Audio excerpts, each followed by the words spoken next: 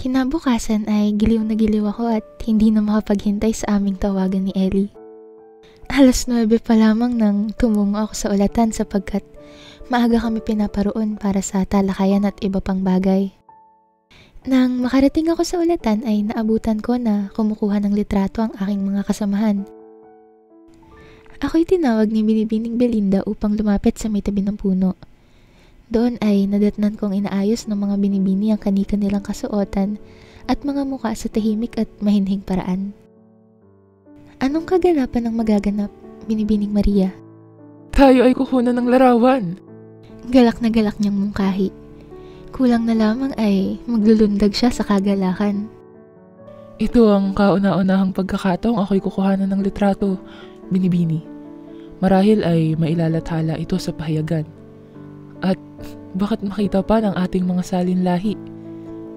Isang kaisipang lubhang nakakatuwa na ang isang saglit ng ating buhay ay maaaring pagmasdan ng mga mamamahayag ng hinaharap. Siyang tunay, Binibini. Isang kagalakang hindi matatawaran ang guni-guning iyan na ang isang larawan ay tutungo sa panahon ng mga matang hindi pa isinisilang.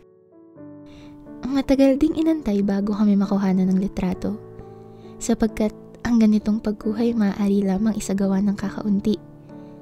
Sa pagkakaalam ko ay napakamahal magpakuha ng larawan. Binibining Celeste, maaari ko po sanang ipanayam. Ayos lamang po ba kung kayo'y lumipat sa bandang kaliwa?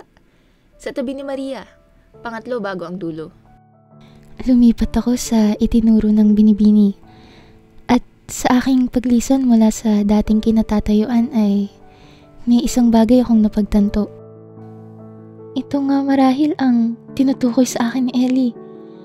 Ang larawang kanyang binanggit. Isang tagpong ngayon nagiging totoo sa aking harapan. Tinitigan ko ang mga binibini na aking kasama at binilang. 9, katulad ng sinabi ni Ellie. Ito ang kaparehas na bilang at pwesto kung saan ako nakatayo ngayon. Isang pagkakasunod-sunod na tila isinulat na ng tadhana. Habang kami kinukuhanan ng litrato, ang mga binibini puno ng kasiyahan. Ang kanilang hagik-hik ang maririnig sa paligid. Tunay nga, ang mga sandaling ito'y magiging alaala ng mga hinaharap naming salinlahi. Ang larawan ay magsisilbing saksi sa mga tagpo ng aming mga buhay. Ellie! Rinig ko sa tono ni Celeste na sobrang saya niya. Mukhang may good news siyang ibabalita ngayon ah. Hello, Celeste. Ayos at mukhang galak na galak ka. Siyang tunay.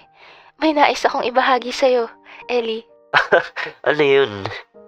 2 magandang balita. Ayos. 2.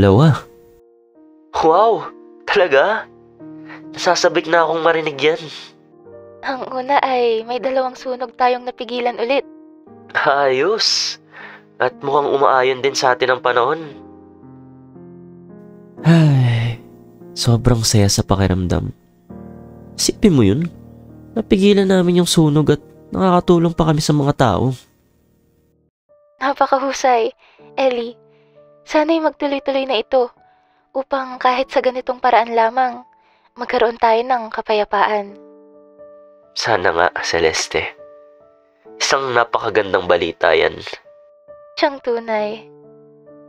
Medyo humaba pa ang usapan namin ni Celeste at nabanggit niya rin ang tungkol sa picture na nakita ko. Gaya ng nakasanayan namin na pinag-uusapan ay pinag-usapan namin kung kamusta ang araw ng isa't isa, kung anong mga ginawa sa araw na yun.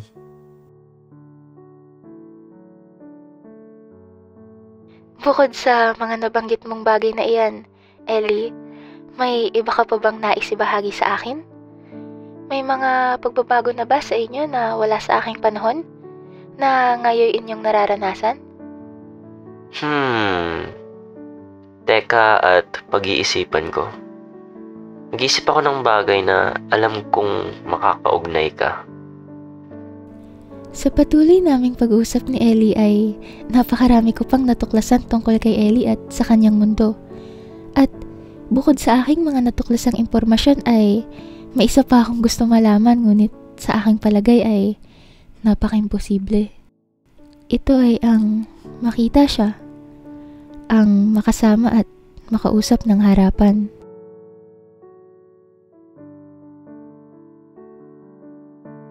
May kaunting pagpatak ng ulan dito sa akin ngayon, Celeste. Diyan din ba? Narinig ko yung paggalaw niya. Siguro para i-check kung may ulan. Dito sa aking panahon ay wala naman, Ellie. Ganun ba? Ayan, mayroon na, Ellie. Ngunit tila umaaraw habang may kakaunting ulan na pumapatak. Hindi ko maipaliwanag. Ayos lang yun, Celeste. Sa iyong palagay, Ellie, iisa lamang ba ang langit na ating minamasdan? Napaisip ako. Mako-consider bang isang langit kung sa kanya ay umaga ngayon, habang sa akin naman ay gabi? Maaari. Kahit magkaiba ang ating nakikita sa langit, posible pa rin naman na iisa lang siya. Ang ating kalagayan ngayon ay sadyang pambihira. Kung susumahin, maaari tayong maging tanging mga nilalang lamang ang nakakaranas ng ganitong klaseng tawagan. Totoo yan. Dahil napaka-imposible nito, minsan nga, pakiramdam ko na naginip lang ako eh. Kasi napakaswerte ko para makilala kita, kahit sa tawagan lang na to. Hindi siya sumagot. Sa iyong palagay, Ellie, hanggang kailan tayo maaaring magkausap pa? Siguro ay sa panghabang panahon. Ewan ko. Pero sana ganun. Ngunit maaari rin na sa maiksing panahon na lamang. Sana ganun. Kasi kung ako papipiliin, ayoko nang matapos tong tawagan namin. Kung pwede nga lang kami magkita eh. Mas okay yun syempre.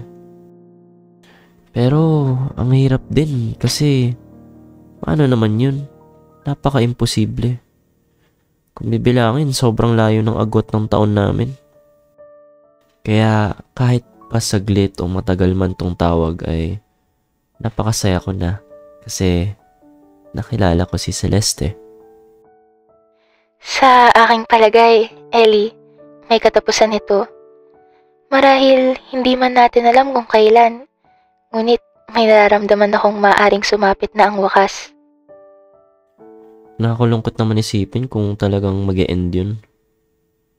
Paano ka mag-move forward sa life knowing na ito na yung nakasanayan mo sa araw-araw? Bago ang wakas na iyon, Ellie, may isang lihim akong nais sabihin sa'yo. Kinabahan ako nang hindi ko siya marinig. Nawala siya ng ilang minuto sa tawag kaya napatingin ako sa cellphone ko. Nandiyan pa ba siya? 22 minutes na. Malapit nang matapos yung tawag namin. Hello? Celeste? Sa aking palagay ay nahuhuli. Gusto mo ba makita yung next part? Click mo lang yung join sa tabi ng subscribe.